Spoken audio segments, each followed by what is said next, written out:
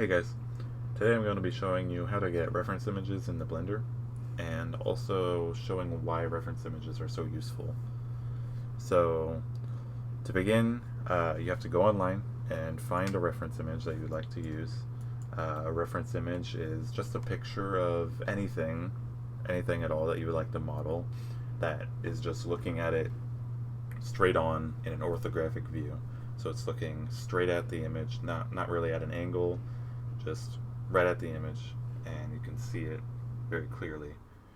So I have already found an image, so we're going to start from here. So in order to get the image into Blender, hold Shift A, and then move your mouse down to image right here. And then you can see you have two choices, reference and background. We're going to use our reference image. Click that. So here is the picture that I would like to use. It's a pickaxe. So I'll click on it, and then there we go. We have it in our workspace, just like that. But you can see it's rotated at an odd angle, which is not what we want.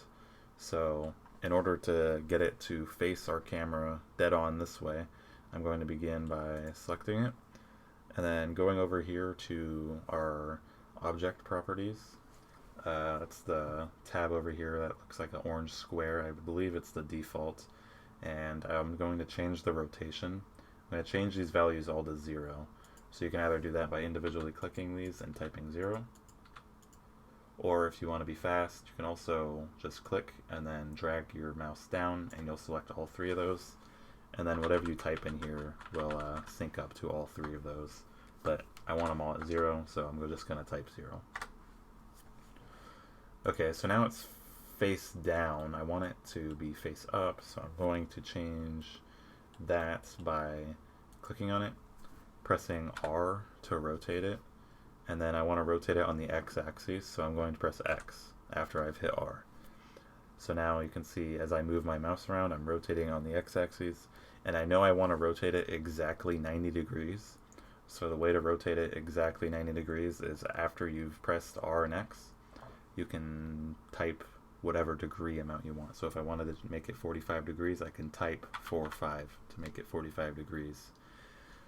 But I want it to be 90 degrees. So I'm going to press backspace, type 90. So here we go. Here's our reference image, right where we want it. Actually, not quite. I don't like keeping my reference images right in the origin. So I'm going to actually move it backwards a little bit away from the origin. And also, this is just a personal thing. I like to move it up, away, so that I'm not modeling right at the origin.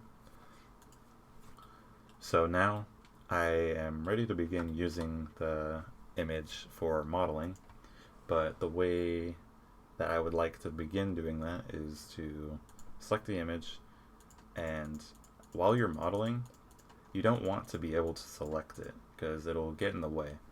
So the way to make it not selectable is to go up here to the very top right in the scene collection. Up here you can see a little filter icon. If you click that, you'll see restriction toggles. There's a little mouse cursor right here, and that's the selectable restriction toggle. So if you click that and then exit out, you'll see your reference image in the scene collection and an eyeball and a cursor. The eyeball hides it from view and shows it. Pretty simple. And the cursor will make it so that you can't select it. So right now I can't select it. If I disable that, I can select it again. But we want to keep it non-selectable, so there we go. So now pretty much how to use a pretty basic reference image. I'm going to show you how I would just start modeling this pickaxe. What I would do is hold Alt and then middle click and then drag, and this will drag my camera to a perfectly orthographic view. I want to face my image this way, so this is how I'm going to model. And the way I would like to begin, I'm going to begin doing the handle. So I'm going to press Shift A to add, go up here to mesh, and then I'm going to use a cylinder.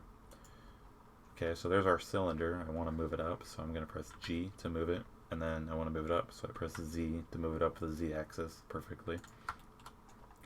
And now the cylinder's a little big, so we're going to scale it down to our reference image by pressing S and then just scaling it down to match our reference image. You can kind of see that my cylinder isn't exactly center on my reference image, and that's important to stay pretty accurate to your image. So what I'm going to do is zoom in pretty far, press G to move again, and then this time I'm going to hit X to move it on the X-axis. Now I'm going to split the difference and center it pretty much onto my reference image perfectly. Well, not so perfectly. Kind of just eyeballing it at that point, but an eyeball should be good enough for something like that. So now I want to match my image, so I'm going to scale it up to match my image pretty close.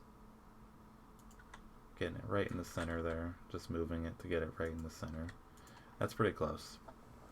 So now I'm going to scale this cylinder to be the length of the handle in my pickaxe. So I'm going to press S to scale it again, and then Z to scale it on the Z axis.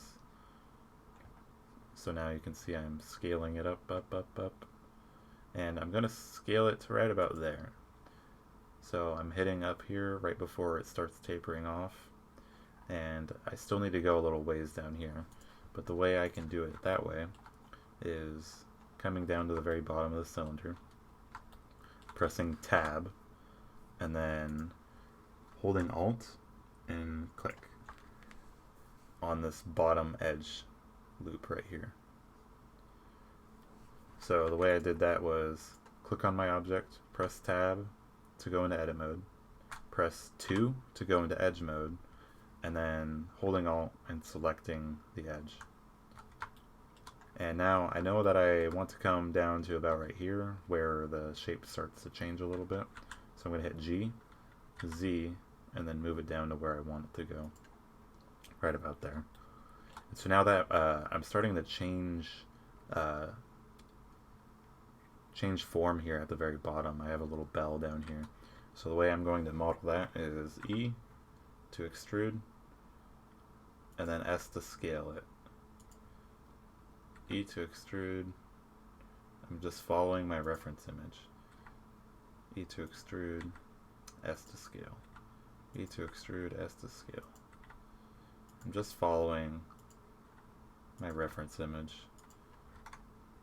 So there we go. Now I have a little bell on the bottom. And I can do something very similar up top. I'm not really matched up with my image right now, so I'm going to hold Alt and then click, and I'll select the whole edge loop, press S to scale, and I'm going to scale it up to match up to my reference image. There we go. And now I can do something very similar. I just hit E to extrude, go up however far you want, S to scale, match up your reference image, and just keep pretty much tracing your reference image. So I'm going to go to about here. The taper gets way more weaker, so I can pretty much just scale it like that. And now if you go back into 3D view, you can see that I have this little pickaxe of the handle. I'm not going to model the entire pickaxe right now because this video is getting a little bit long, but if that's something that you guys would like to see, maybe I could do full model tutorials. Anyways, that's how to bring your reference image into Blender, make it work with your camera, and modeling around it using basic modeling techniques. So I hope that the reference image bit helped you out, and yeah, thanks for watching, and I will see you next time. Later.